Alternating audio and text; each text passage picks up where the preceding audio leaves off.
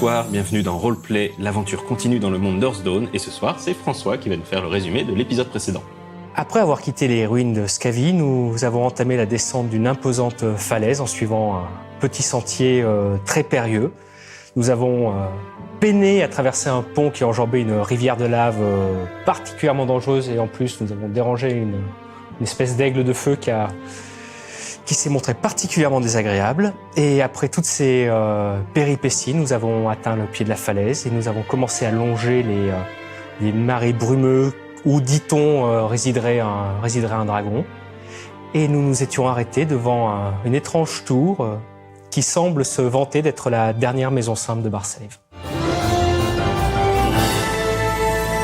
Vous prenez quelques instants pour relire la pancarte qui se trouve à l'entrée de la tour solitaire. Le texte est rédigé en froalique, en scrang et en spérétiel, et annonce « La dernière maison simple de Barsave, à tous les voyageurs de ces routes périlleuses qui cherchent le répit d'un âtre accueillant, soyez les bienvenus. » Le message est signé Sévastos, élémentaliste. Alors, il est indéniable que vous êtes exténué suite à la longue descente le long des volcans. Vous n'êtes pas sûr de la distance à laquelle se trouve le prochain village, et donc vous ne savez pas si vos maigres provisions seront suffisantes pour l'atteindre. Mais tu sais quoi, une maison simple? Voilà. Toi qui as voyagé, qui sais plein de choses sur Barsave, contrairement à nous. Ah bon, tu peux ça? Oui, parce que nous, si tu veux, on sort d'un trou, donc... On connaît sors d'un les caire. caires simples, les maisons simples. Tu penses que c'est une manière de dire que c'est une maison accueillante, une maison... Pour moi, c'est une auberge et moi, je cherche la porte pour toquer, quoi. C'est un élémentaliste, donc c'est forcément quelqu'un de bien. Ben, tu frappes à la porte, mais personne ne répond, et vous tendez l'oreille collectivement, vous n'entendez aucun bruit en provenance de l'intérieur. En revanche, la porte n'est pas verrouillée. Le côté maison simple, effectivement. Si c'est simple, c'est pas piégé, on y va. Sauf si c'est un piège de dire que c'est une maison simple, mais... Bon, je pousse la porte. L'intérieur de la tour consiste en une pièce centrale circulaire, avec un escalier le long du mur qui permet d'accéder aux étages supérieurs. C'est une architecture assez classique chez les Tskrang. À la différence que d'ordinaire, ce genre de tour se trouve plutôt sous la rivière, avec une entrée située au sommet. À Kerokren, la population Tskrang vivait dans plusieurs maisons sur ce principe qui se trouvaient tout au fond des galeries dans un petit lac souterrain. Ça a l'air d'être vraiment une construction Strang ou une construction qui s'inspirerait de l'architecture Strang? C'est une construction Tskrang, par contre, qui a sûrement été retapée avec des matériaux plus modernes au fil du temps. D'accord. À vue d'œil, il y a combien d'étages? Enfin, d'extérieur, quand on s'est approché. Je pense qu'en tout, il y a 5 étages en comptant le rez-de-chaussée. Ok. Bon. Et on peut regarder autour s'il y a des objets insolites, beaucoup de poussière. La pièce principale est plutôt spacieuse, avec une cheminée circulaire au centre. Les braises sont encore tièdes. Donc c'est qualité. Et sur la grille trône une marmite qui contient les restes de ce qui ressemble à une sorte de choucroute de la rivière. Une table avec des ustensiles de cuisine se trouve non loin, même si le maître des lieux ne semble pas des plus motivés lorsqu'il s'agit de faire la vaisselle. De grands divans sont disposés autour de cet âtre central. Bien qu'un peu ancien et abîmé, il semble toujours confortable. C'est l'intérieur, on dirait l'intérieur d'une maison, pas l'intérieur d'une auberge. En gros, tu penses que par maison simple, ce qui veut dire, c'est que c'est sa maison, cette personne, mais qu'il accueille les voyageurs chez lui s'ils ont besoin d'un abri. Oui, y a quelqu'un? Monsieur? Oui, en quelle langue? C'est du commun, oui, je pense. Tout le monde dit comme ça. Hein. Les nains, ils disent plutôt EO, a priori. Ok. Bref, vous allez me faire un jet de perception, s'il vous plaît. D8... 3. 12. Tu relances. Je relance. 13. 1. 4. Elle est même pas capable de faire différence entre de l'elfique, du srolique ou du strong qui m'étonne. Je me fous de l'œil. C'est un truc que seuls les élémentalistes peuvent repérer. Ouais, ça doit être ça, ouais. Alors, quelque chose que vous repérez tous, déjà, c'est le papyrus tendu dans un cadre en bois. Là aussi, il y a un message qui est écrit en froalique, en spérétiel et en scrang. Chers visiteurs, je suis parti dans les marais. Je serai bientôt de retour. Faites comme chez vous. Sévastos. En dessous, il y a post-scriptum.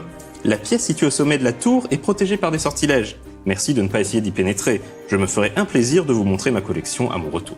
Frela, elle, continue d'observer la pièce et tu repères des objets qui sont exposés ici et là sur des étagères ou accrochés au mur, qui sont tous des objets d'apparence ancienne. Et voilà, un fragment de masque en obsidienne, un morceau de mosaïque. Et tu repères également 3 épais volumes qui sont posés sur l'un des divans. 2 d'entre eux sont dans une langue que tu ne connais pas. Et le 3e est en froalique et semble être le journal d'un érudit ayant exploré la région peu après la fin du châtiment. Les ouvrages sont hérissés de multiples marque-pages et autres signés. En tout cas, ici, je pense qu'on est chez quelqu'un d'érudit, donc qui a plein d'objets archéologiques assez sympas. Il doit bien connaître la région. Tout ce que j'espère, c'est que sa collection au dernier étage, c'est pas les têtes de ses précédents invités. Là, c'était le village Strand dans la jungle où il y avait des têtes de... Oui, c'est vrai. Ouais, voilà. Oui, ben voilà. Retenons les leçons du passé. Je peux connaissance des objets, moi. Alors, tu peux faire connaissance d'objets, mais par exemple, ça te servirait à un peu analyser, identifier le bâton que vous avez trouvé. Ah oui. Moi, pendant ce temps, je vais commencer à servir des petits bols de nourriture à tout le monde. De choucroute. Oui. Et puis moi, je vais commencer à faire la vaisselle parce que ça me stresse, la table pleine de vaisselle dans un coin. Est-ce que vous souhaitez aller voir un peu ce qui se trouve aux étages supérieurs? Il n'a parlé a priori que de la pièce qui est au sommet, qui est verrouillée. Mais Vous voulez manger d'abord? Il a dit Je faites pense qu'on une va, chez se vous. reposer, on va se reposer un peu, on ira après. On va se lever la cendre des yeux. Voilà, manger un petit quelque chose. Donc là, c'est des 8, des 6. C'est ça. Tu me rappelles ce bâton, s'il te plaît? À côté du cadavre véreux 7, ça fait 12. de son ancien propriétaire. Voilà, ça t'évoque un objet dont tu as entendu parler. T'es pas encore complètement sûr, donc tu préfères pas t'avancer trop. Tu pourras faire un autre jet un peu plus tard pour aller regarder ça plus en profondeur. Donc vous finissez la choucroute de la rivière et vous prenez une petite heure pour souffler, profiter de D'un endroit agréable. la pièce. Des canapés moelleux. Il y en a Des d'autres- divans, attention. Il y en a d'autres qui manquent des points de vie. Ouais. Moi, je peux soigner. Moi, j'ai 6 points de dégâts. Moi j'en ai 4. Donc vous pouvez faire déjà un test de récupération les uns les autres. Voilà, des 10. 2 points. Oh, bon. Je récupère 7. maintenant. Bon. C'est bien, je peux récupérer. 6. Bon, je vais bien. C'était bon la choucroute. Ça va, moi j'étais clean. Ah ouais, c'est une super choucroute. On part à explorer les étages? Allez. Il n'y a Allons-y. pas de spectacle, donc voilà, on visite. Au premier étage se trouve une autre grande salle dans laquelle vous voyez une demi-douzaine de lits. Comme les divans de l'étage inférieur, le mobilier n'est pas de toute première fraîcheur, mais semble bien entretenu. Vous prenez d'ailleurs conscience à ce moment-là que l'intérieur de la tour est parfaitement sec, ce qui contraste avec l'humidité poisseuse qui règne à l'extérieur.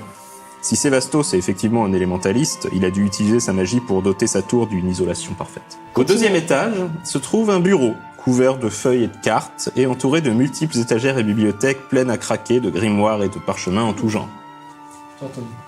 Ouais. Tous. Truc sympa. Elle aime les livres. Au troisième étage se trouve une autre chambre, probablement celle du maître des lieux. Xodrelpa, pour toi, la disposition des meubles et le type de couchette sont très familières. Tu es à peu près sûr que Sévastos est lui-même un Skrang. En tout cas, c'est le genre de chambre dans laquelle un Skrang se sentirait à l'aise. Soit il sent, soit il aime vraiment beaucoup le style. Niveau déco, il y a des tableaux, enfin pareil, portrait de sa famille, objets magiques. Non, il y a des objets qui sont comme au rez-de-chaussée, des reliques, des artefacts qui sont accrochés, beaucoup de livres empilés un peu partout, y compris dans son lit d'ailleurs. Le mec est quand même à 2 doigts d'une région blindée de brigands et dans une zone relativement sauvage. Il se barre en laissant la porte ouverte et juste un petit mot pour dire faites gaffe. Je pense que Il doit être connu. le mec doit être connu, il doit quand même être relativement balèze. J'ai déjà entendu parler de lui, moi. Sévastos. Ça te dit rien. Il n'est pas assez légendaire pour que Faut faire une. tu le Une ode. connaisses. Quand même, quoi.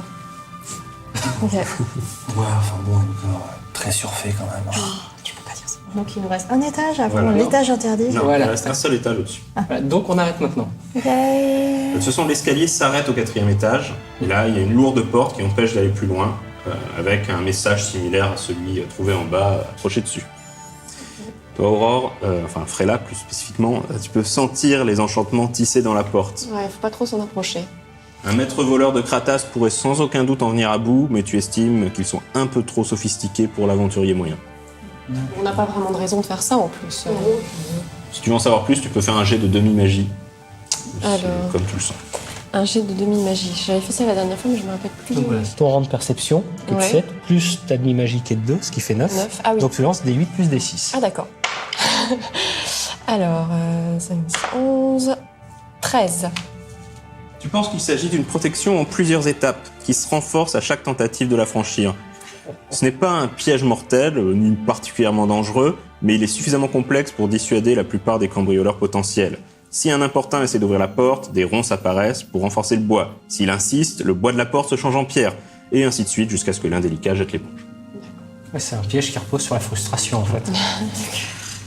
Je te repousse et je t'énerve. Bon. En même temps, c'est toujours mieux qu'un piège mortel. Ça prouve que le propriétaire des lieux n'est pas, C'est pas n'est quelqu'un ce genre. de mal intentionné, juste qu'on le laisse tranquille dans ses et petits secrets. tout ça, c'est pour nous rassurer. La question, est-ce qu'on attend le maître de lieu ou est-ce qu'on repart tout de suite pour travail?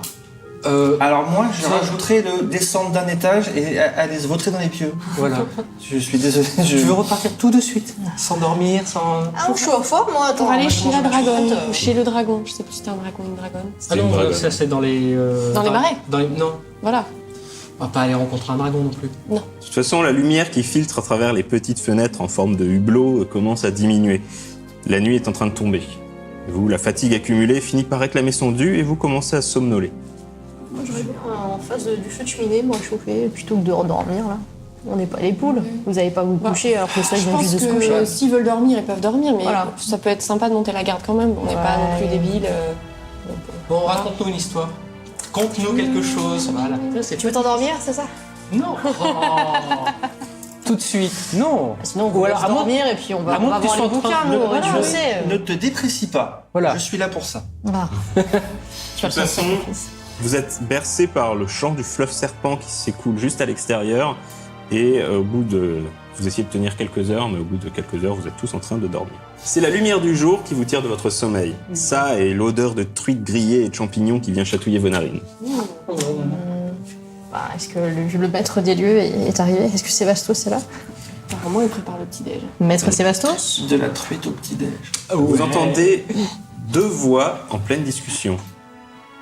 L'une d'entre elles, vous la reconnaissez, elle appartient à cet individu, Chao, qui est lancé dans un récit retraçant les exploits de quelques héros de son caté natal. Et l'autre voix, un peu nasillarde, le relance sans cesse, demandant plus de détails sur ce pays lointain. Vous allez voir d'où viennent les voix et vous découvrez votre hôte. C'est un Skrang d'un âge avancé, aux écailles ternies, portant des vêtements qui devaient sûrement être chatoyants il y a des années. Il porte de multiples bagues, colliers et colifichets. Il traîne un peu la patte lorsqu'il se déplace et s'aide d'ailleurs d'un bâton en bois noueux pour marcher. Malgré cela, il semble déborder d'énergie. Vous pensez que dans ce recoin du monde, il n'a pas souvent l'occasion de voir des gens. Bienvenue dans ma maison. Alors, je n'ai pas eu le cœur de vous réveiller à mon retour dans la nuit. Je suis Sévastos Nlakanipo, autrefois élémentaliste de la maison Vestrimon, désormais simple érudit et ermite. Merci de votre accueil, en tout cas. Oui. Nous sommes ravis de vous rencontrer, maître. Venez, prenez, j'ai ramené de la truite que j'ai pêchée. Petit déjeuner à la truite, parfait. Pour toi, c'est... Ah bah oui, non, moi c'est Typiquement voilà, du poisson au petit-déj et des champignons. Fabuleux. Te filer ma part de pique aux champignons. Ok, d'accord, on met en place un standard truite contre champignons. Ah bah non, messieurs, là, le poisson au petit-déj. C'est un endroit peu singulier pour s'installer, maître Sévastos. Cette tour est tout ce qu'il reste d'un ancien village Skrang. J'ai découvert son existence dans les archives de la cité flottante de la Ropagoi Vestrimon. La Shiva Lahala était contre cette expédition, mais j'ai désobéi. Me voilà désormais sans clan, mais j'estime qu'un vrai Skrang ne devrait jamais soumettre les élans de son cœur à des considérations politiques. J'aime beaucoup. Je me suis d'abord installé ici pour étudier les ruines, et petit à petit, c'est devenu ma maison. Mais il n'y a... C'est fréquent, les villages Skrang en plein milieu d'une plaine? Ou c'est que ça a méchamment asséché dans le secteur? On est à côté, on est à 2 pas du fleuve Serpent, mais effectivement, ce genre de tour, on est plutôt habitué à voir ça sous le niveau de l'eau. Il y a d'autres vestiges Skrang qui se trouvent au sud, dans les mauvaises terres, dans le lit desséché de la rivière Naride, que l'on nomme désormais la rivière des ossements. Je ne suis pas assez fou pour m'aventurer là-bas. Mais oui, il y a des choses étranges ici. Je ne sais pas comment vivaient les Skrang d'autrefois. C'est l'une des choses qui me fascine, cette histoire perdue. Qu'on ait pu transposer à l'approche du châtiment l'architecture qu'on avait en bord de rivière, elle a transposé vraiment à l'intérieur des rivières pour mettre en place l'équerre aquatique de notre peuple, ça peut être une possibilité. Tout à fait. Et cette région, ce que l'on nommait autrefois le Taravar, était le berceau de plusieurs grandes civilisations, dont il ne reste aujourd'hui que des ruines, érodées par les intempéries et le châtiment, et quelques murmures dans la longue plaine des pierres. Nous ne sommes pas présentés. Aileen, enchantée. Enchanté, vous êtes une troubadour, me trompe-je? Si peu, oui, j'essaye d'exercer mon art comme je peux. Il est très important de maintenir les traditions des récits du passé. En effet, vous semblez avoir des histoires très intéressantes. Oh, je ne suis qu'un humble collectionneur de témoignages d'autrefois. À ce propos, vous dites justement pouvoir nous présenter votre collection située au dernier étage. Est-ce qu'il y aurait là quelques artefacts intéressants pour une collègue élémentaliste telle que je suis? Très là, élémentaliste. Il y a beaucoup d'objets, certains clairement magiques, mais je ne connais ni leur utilisation, ni si leur pouvoir peut être débloqué d'une manière ou d'une autre. Ce sont beaucoup de fragments. Mais venez, je vais vous montrer. Il vous amène au 4e étage de la tour. Il pose sa paume sur la porte et celle-ci s'ouvre doucement. De l'autre côté se trouve un bric-à-brac d'objets et de reliques. Sa collection fait revivre les civilisations qui prospéraient jadis dans cette partie du monde. Il vous montre une pointe de lance de l'ancienne Scavie et un morceau de bas-relief de la cité perdue d'Irns Morgas. Ils l'ont perdu parce que personne n'arrivait à prononcer le nom du coin, de toute façon. Quand mon heure viendra, je ferai en sorte que ma collection aille à la grande bibliothèque de Frôle. Et éventuellement, dans les années qui viennent, vous n'auriez pas besoin de quelqu'un qui soit comme un disciple, qui puisse vous aider à continuer votre travail Je te sens intéressé. Bah ouais, je trouve que c'est assez cool comme endroit, moi ça me plaît bien. J'aime bien, ouais. Mais Les Tsrang, ils sont sympas. Ah ben merci, Voilà. je te remercie. Et- Mais tu sais, on a grandi tous autant qu'on est, on a grandi dans un caire, le fait de se retrouver à l'air libre et de... C'est vrai que c'est bien. Voilà. C'est J'aime pas bien mal. la proximité des lieux dangereux, mais le fait que ce soit un petit... Donc je vais lui donner mon CV. D'ailleurs, il va faire Effectivement, endroit quand, après. ouais, non, mais quand tout Maître sera plus tard. fini, Voilà. ça peut être un bel endroit pour venir s'installer, effectivement. Maître Sébastos, vous n'avez pas entendu parler justement du Caire d'où viennent mes compagnons? ça ne me dit rien. Il y a énormément de Caire. C'était un Caire de la région, du Taravar? Non, Non. beaucoup plus loin. Malheureusement, je ne connais pas si bien les Caires se trouvant en dehors du sud de Barcel. En l'occurrence, c'est un caire qui a traversé le châtiment sans tomber, mais qui tardait à s'ouvrir à l'extérieur, et nous avons été envoyés pour constater quel était l'état du monde extérieur. Mais suite à un certain nombre de mésaventures, nous avons perdu le chemin de notre maison et nous sommes maintenant en train de retrouver sa trace et de retourner vers les nôtres. Nous allons vers Travar. Hmm. Auriez-vous une route, on dirait, accessible et rapide pour rejoindre Travar? En longeant le fleuve Serpent vers l'est pendant 3-4 jours, vous parviendrez au village de Portag, un village de pêcheurs scaviens, au croisement du Serpent et de la Tilonne. Si votre objectif est Travar, vous trouverez sans aucun doute un navire pour vous y emmener. Soyez prudent toutefois, vous devrez voyager aux abords des mauvaises terres, et qui sait quel danger peut vomir cette région abandonnée des passions. Qu'est-ce qui a mis les mauvaises terres dans cet état? Est-ce des horreurs, sans doute? Certains disent que le fait, quand les premiers explorateurs ont vu la région, ils l'ont nommée Mauvaise Terre, ils ont en fait créé une trame qui cause la corruption permanente de cette région. Allez savoir. D'ailleurs, Travar, un endroit intéressant, même si je n'y suis pas allé depuis des années. Une ville formidable. Mais savez-vous que le nom fait référence au chiffre 5 dans le dialecte local? Le chiffre 5 est récurrent à Travar et affecte tant le gouvernement de la ville que son architecture. Et ce, que les habitants s'en rendent compte ou non. Certains érudits ont théorisé que le chiffre 5 fait partie intégrante de la trame de la ville. Vous voyez, le nom que l'on donne aux choses affecte leur réalité même. C'est fascinant. Ah, c'est bon signe, on y va, on est 5, c'est parfait. Ben voilà. Frela, tu voudrais pas lui montrer le bourdon? Si, je vais lui montrer donc le grand bâton de magicien que j'ai trouvé, en espérant avoir son expertise. Durant nos aventures, nous avons malencontreusement trouvé on dirait une victime. Voilà, un sorcier oxy par un basilic. Donc il prend le bâton, il le regarde. Et, j'ai entendu parler de cet objet. Je crois qu'il s'appelle... Attendez une seconde, il va farfouiller dans ses parchemins. Voilà. Le sceptre d'écume. la légende raconte que le joyau irisé qui se trouve au sommet dans le pommeau du bâton serait l'œil droit d'un léviathan de la mer d'Arras. Bon, au-delà de ça, j'avoue que je n'en sais pas grand-chose. Apparemment, c'est un objet qui aurait été forgé par le peuple d'au-delà de la mer. Il aurait fini entre les mains d'un mage d'Urupa, vous savez, la cité côtière. Ou peut-être que vous ne savez pas, du coup. Non. Et ce mage l'aurait perdu lors d'une partie d'osselet avec un marchand de Travar. Je te donne la fiche de ton objet. Merci. Donc, c'est un objet magique. Tu peux tisser des filaments pour t'y lier. Pour ça, il va falloir en apprendre plus sur lui. Déjà, là, tu seras en mesure de tisser ton premier filament pour commencer à débloquer ses pouvoirs. Vu qu'elle a découvert le nom de l'objet. Tout à fait. Si ça avait été un peu pareil avec Vague Sanglante, j'ai Exactement. l'impression que le premier filament, tu as essentiellement besoin de connaître le Ouais. nom véritable de l'objet, c'est ça? Voilà. Et ensuite, ça peut être soit des connaissances liées à son histoire, parfois ça peut être des actions qu'il faut prendre. Mais voilà. D'ailleurs, à ce moment-là, enfin ça n'a rien à voir, mais Sévastos réagit, fait « Au fait, en rentrant cette nuit, j'ai trouvé un grand cheval troll qui errait le long de la rivière. Ce serait pas le vôtre par hasard? Je l'ai amené jusqu'à l'étable juste dehors. » Et puis soudain, vous réalisez que vous aviez en fait totalement oublié Pèlerin. Vous ne savez pas à quel moment vous avez perdu de vue le cheval, mais il n'était clairement plus avec vous au moment de franchir le pont suspendu. Qu'est-ce que... Sinon, Mais vous vous il est seriez passé. rappelé d'avoir franchir ce pont à un cheval. Ce qui signifie qu'il a traversé tout seul.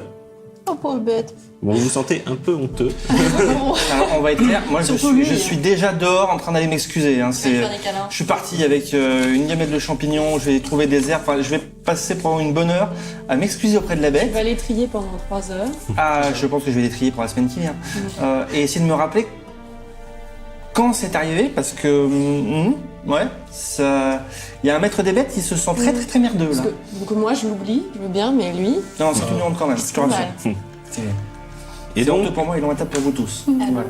après avoir profité de l'hospitalité de Sévastos encore quelques heures, vous finissez par prendre congé et reprendre la route vers l'est, le long du fleuve Serpent.